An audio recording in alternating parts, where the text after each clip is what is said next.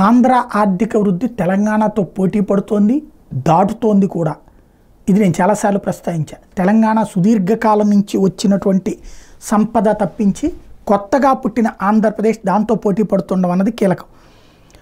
ఈ ఏడాది మే నెలకు దేశవ్యాప్తంగా చూస్తే వస్తు సేవల పన్ను స్థూల వసూళ్లు వార్షిక ప్రాతిపదికన 10% వృద్ధి నమోదైంది. 1,73,000 కోట్లుగా నమోదైంది. ఇకపోతే ఆంధ్రాకి సంబంధించి చూసుకుంటే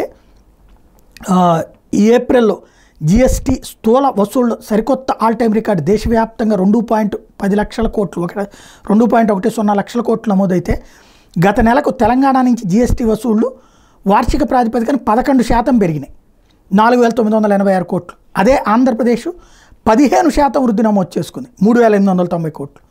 వృద్ధి 15% మంది, తెలంగాణ 11% మాత్రమే వృద్ధి. ఇది ఓవరాల్గా ఆంధ్రప్రదేశ్ జిఎస్టీ అంటే మనం వ్యాపారాలు బాగా సాగుతూ ఉంటే జరిగేది అనమాట.